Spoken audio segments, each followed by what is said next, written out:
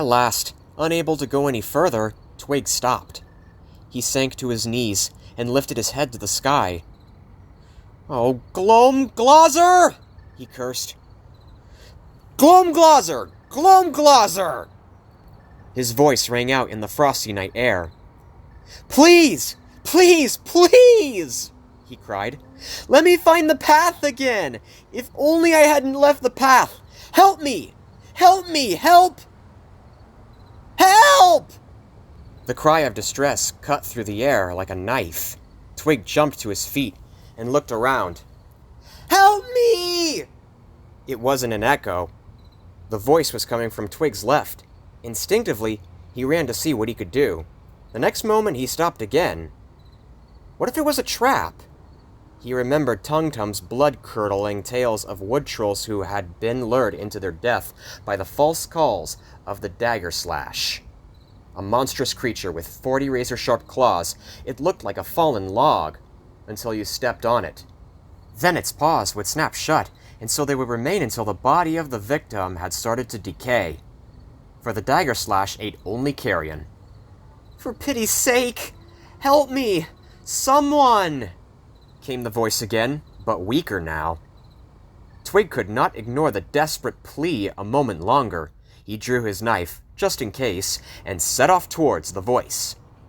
He hadn't gone more than 20 paces when he tripped over something sticking out from the bottom of a humming cumbush. "Ouch!" cried the voice. Twig spun around. He tripped on a pair of legs. Their owner sat up and glared at him angrily. "You oaf!" he exclaimed. I'm sorry, Twig began. "And don't stare!" he interrupted. "It's very rude." "I'm sorry, Twig said again. It was true. He was staring. A shaft of moonlight was shining down through the forest onto a boy, and the sight of his red, raw face, crimson hair waxed into flame-like points, and necklaces of animal teeth, had startled Twig. "You're a slaughterer, aren't you?" With their bloodied appearance, the slaughterers looked and sounded ferocious. It was said that the generations of spilt blood had seeped through their pores and down into their follicles of their hair. Yet, although their business was indeed the butchery of the tilder they hunted, and the hamel horns they reared, the slaughterers were a peaceable folk. Nevertheless, Twig could not hide his revulsion. Apart from the occasional Deepwood traveler, the slaughterers were the wood trolls' nearest neighbors. They traded together, carved wooden items and basketware, for meat and leather goods.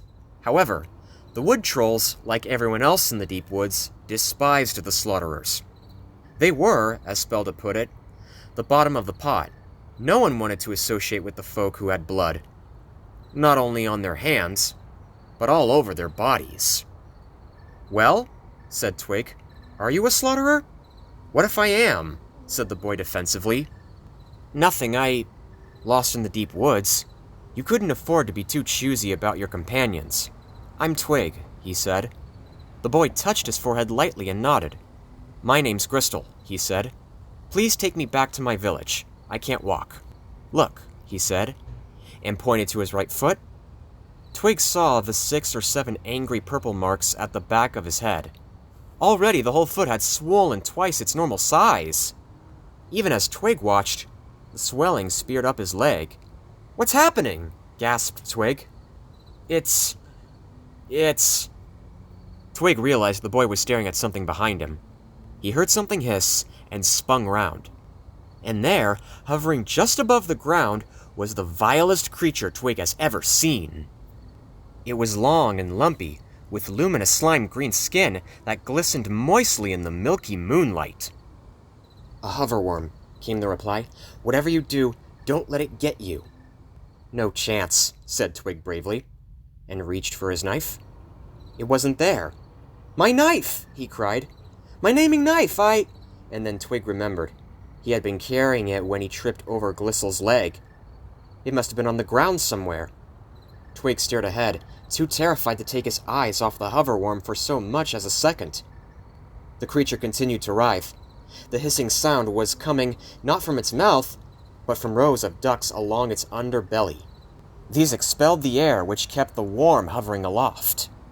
It moved nearer, and Twig found himself staring at the creature's mouth.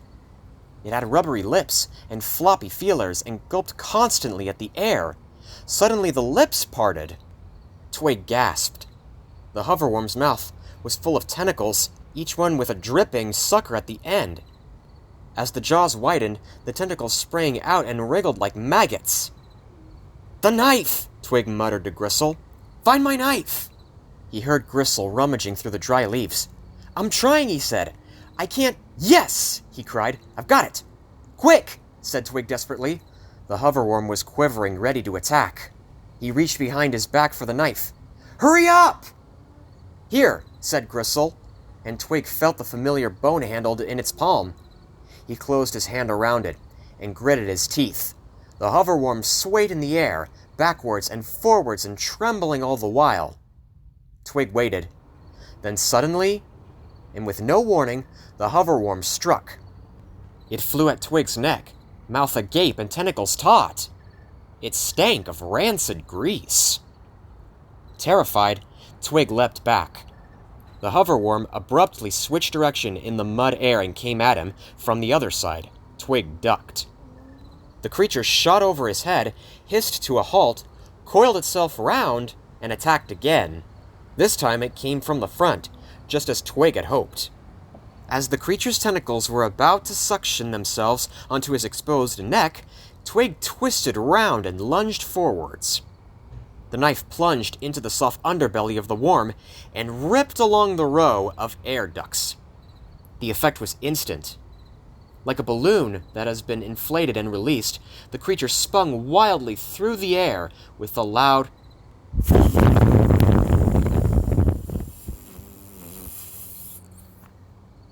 Then it exploded as a mass of small slimy scraps of yellow and green skin fluttered down to the ground.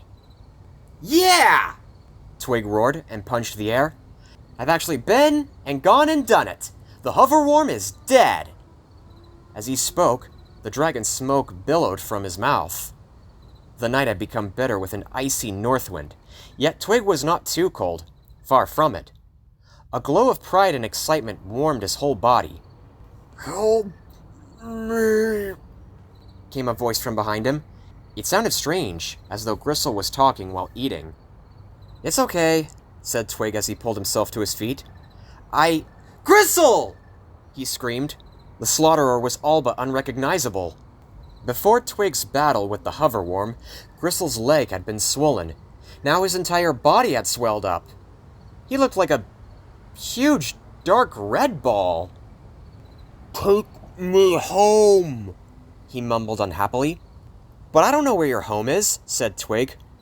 "I'll tell you," said Gristle. "Lift me up. I'll give you directions."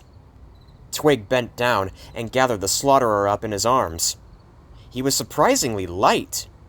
Twig started walking. "Left," said Gristle, a while later, followed by "left again, right, straight out." As Gristle continued to swell, even the simplest words became impossible. In the end, he had to press his podgy hands against Twig's shoulders to indicate which way to go. If Twig had been going in circles before, he certainly wasn't now. He was being steered towards somewhere new. "Wob-rob!" Gristle shouted. "Brother-wobber!" "What?" said Twig sharply. But even as he spoke, he realized what was happening. Gristle's body, which had been light where he picked it up, was now less than weightless. The massive bulging mass was on the point of floating up and away. He tried his best to hold on round Gristle's waist, at least the place where his waist had once been. But it was impossible. It was like holding a sack full of water, the difference being that this particular sack was trying to fall upwards. If he let go, Gristle would disappear into the sky. Twig wiped the sweat from his brow. Then he wedged the inflated boy between two branches, taking care to choose a tree without thorns. He didn't want Gristle to burst. He pulled the rope Spelda had given him from his shoulder, tied one end to Gristle's leg, and the other round his own waist. and set off once more. It wasn't long before Twig was in difficulty again. With each step, the upward pull grew stronger. It became more and more difficult to remain on the ground. He clutched hold of the branches of bushes he passed to keep himself anchored. But it was no good. The slaughterer was simply too buoyant. All at once, Twig's legs were dragged off the ground. His hands lost their grip on the branches, and he and Gristle floated up into the air. Up and up they went, into the icy night and towards open sky. Twig tore in vain at the knotted rope around his waist. It wouldn't budge. He stared down at the fast receding ground, and as he did so, something occurred to him. Something awful. Gristle would be missed. His family and friends would come looking for him when he didn't return. Twig, on the other hand, had done what wood trolls never did. He strayed from the path. No one would come looking for him. Well, that's it for this chapter. If you enjoyed this video, please give it a like. If you'd like to know what happens next, feel free to subscribe and stick around. See you later!